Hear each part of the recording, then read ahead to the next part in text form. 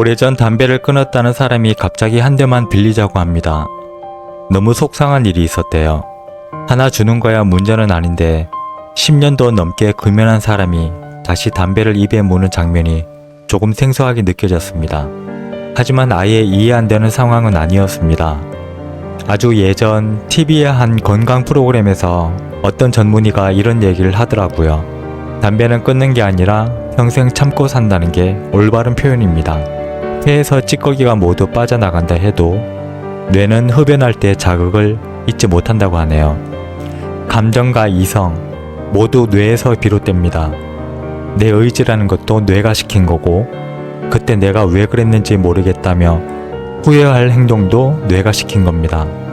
내 행동과 말은 온전히 내 맘대로 될 거라 생각하지만 만약 그게 맞다면 매 순간순간 우리는 가장 합리적인 결정을 내려서야 되는 게 맞습니다.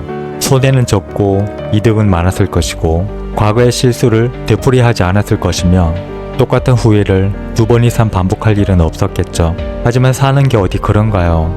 다음엔 진짜 안 그래야지 다짐해봐도 비슷한 상황에서 비슷한 행동을 해버린 경우 많지 않나요? 선물거래 또한 마찬가지입니다.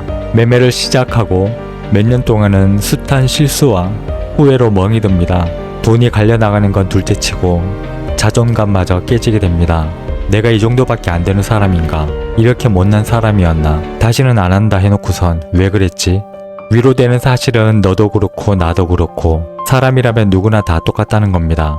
정도의 차이일 뿐 거기서 거기입니다. 돈 버는 맛에 쉽게 중독됩니다. 잘 하다가도 엎어지고 잘 지키던 원칙도 정기적으로 어겨먹고 반성하고 다짐하고의 무한 반복입니다.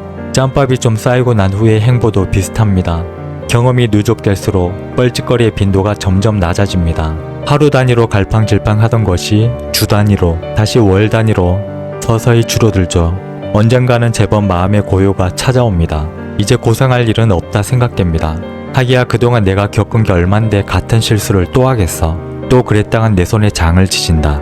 하지만 기어이 장을 지지게 됩니다. 어쩌면 영원한 평화는 없을지도 몰라요. 더 말씀드렸듯이 담배는 끊는 것이 아니라 평생 참으며 삽니다. 언제 어디서든 다시 담뱃불을 붙일 가능성이 존재합니다.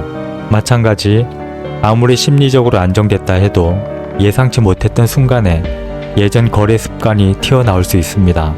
수많은 변수가 존재하죠. 고생해서 이제 겨우 편안한 거래를 하고 있는 사람이 있다 가정합니다.